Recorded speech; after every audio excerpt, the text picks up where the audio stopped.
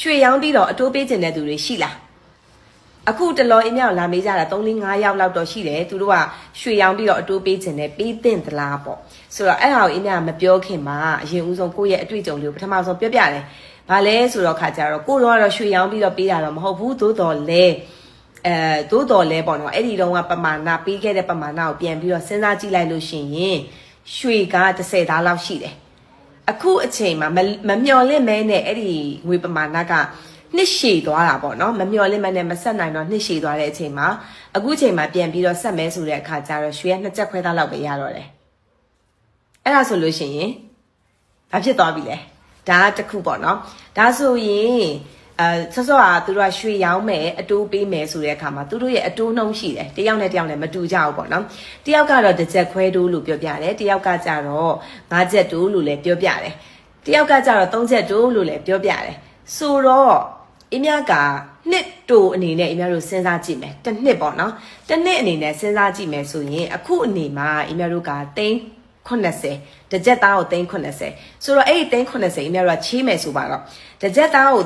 80နဲ့ကိုကဘလောက်အတိုးယူမှာလဲတစ်ကြက်ခွဲတိုးယူမှာလား3ချက်တိုးယူမှာလားနောက်တစ်ခုကကြတော့5ချက်တိုးယူမှာလားပေါ့နော်အဲ့တော့ဥပမာဒါနဲ့အမြက5ချက်တိုးနဲ့တွက်ပြမယ်5ချက်တိုးနဲ့တွက်ပြတဲ့အခါမှာတစ်လကိုသူက3သိန်းခွဲရမယ်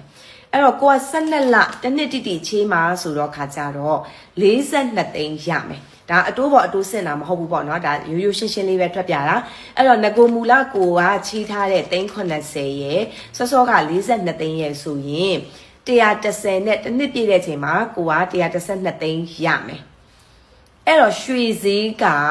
အဲ့ဒီအချိန်မှာအဲ့ဒီဈေးတန်းနောက်တစ်နှစ်မှာအဲ့ဒီဈေးတန်းဖြစ်နိုင်လားအဲ့ဒီဈေးတန်းထက်ရော့မလားအဲ့ဒီဈေးတန်းထက်ကျော်နိုင်လားဒါကိုအတွေ့အကြုံပေါ်မူတည်ပြီးတော့စဉ်းစားကြည့်နော်ထက်ဝက်ကျော်380ရဲ့ထက်ဝက်ကျော်42သိန်းအတိုးရတာပေါ့နော်โอเคတခုဒါဆိုရင်တစ်ကြက်ခွဲတို့နဲ့ဩဆိုတော့အဲ့ဒီ380ကိုပဲအင်းများတို့ကတစ်ကြက်ခွဲတို့နဲ့ဆိုရင်တစ်လကို3သိန်းနဲ့9000ရမယ်အဲ့တော့12လတိတိအင်းများတို့ကချေးလိုက်ရင်12သိန်းနဲ့6000ရမယ်ငကိုကအရင်380ကိုလည်း तू ကဆက်တယ်ဆိုလို့ရှိရင်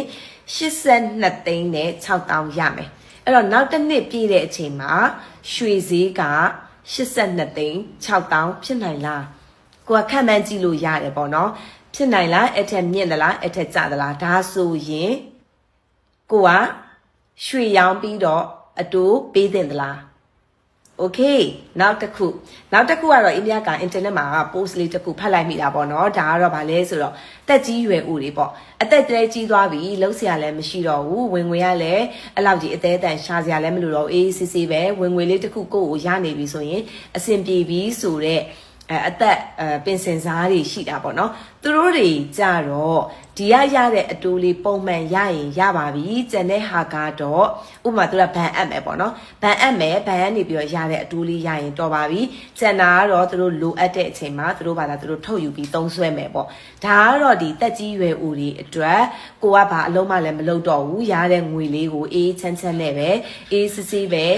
အတိုးယူပြီးတော့ပဲဘန်မှာအပ်ထားမယ်ဆိုတာမျိုးလေးကတော့တမျိုးပေါ့နော်အဲ့ဒါမှအင်းညာနောက်တစ်ခုပြန်စဉ်းစားကြည့်တာโอเคဒါဆိုရင်အပေါင်လုပ်ငန်းတွေကဘာလို့လုပ်နေကြရလဲအပေါင်တွေကရောမျက်ကောမျက်ရည်လားပေါ့နော်အဲ့လိုပြန်စဉ်းစားတဲ့အခါမှာအပေါင်တွေကလေသူတို့က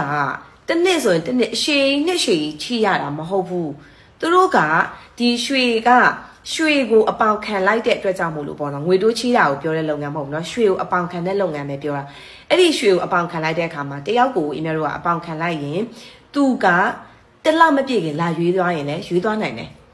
အဲ့တော့တလမပြည့်ခင်လာရွေးသွားပြီးတော့အဲ့ဒီရလာတဲ့ငွေကိုအင်းများတို့ကနောက်တစ်ယောက်ကိုထပ်ပြီးတော့ချီးမယ်အဲ့တော့အဲ့ကနေလူကလည်းနောက်2လမပြည့်ခင်မှာလာပြီးရွေးသွားတယ်ဒါပေမဲ့အတိုးက2လစာအပြည့်ရတယ်ဆိုတော့ပြီးသွားရင်ရတဲ့ပတ်စံကိုတယောက်ကိုချီးမယ်ဆိုတော့တစ်နှစ်လို့သာပြောတာအင်းများတို့ရတဲ့အတိုးနှုန်းကတစ်နှစ်စာမကဘူးအဲ့လိုမျိုးတွေနဲ့အပေါင်ကတော့မြများထည့်မြများပြန်ထုတ်ဥမာ2ပတ်နဲ့လာပြီးတော့ချီ3ပတ်နဲ့လာပြီးတော့အပေါင်ခဏလာထားဒါမျိုးလေးတွေနဲ့သူတို့ကတော့လဲပတ်တာဖြစ်တဲ့အတွက်ကြောင့်မလို့သူတို့ကတစ်နှစ်စာနှစ်ရှည်မဟုတ်ဘူးအဲ့တော့သူတို့ချီလိုက်တဲ့ရတဲ့အတိုးနှုန်းကတစ်နှစ်ပြည့်တဲ့အခါမှာတစ်နှစ်ခွဲစာလည်းဖြစ်နိုင်တယ်နှစ်နှစ်စာလည်းဖြစ်နိုင်တယ်အဲ့လိုမျိုးလေးတွေနဲ့အပေါင်တွေကကြတော့လဲပတ်ကြတယ်ပေါ့နော်ဒါအင်းမြတိတဲ့အပေါင်ပေါ့နော်ဒီထက်ပြီးတော့နက်နေတဲ့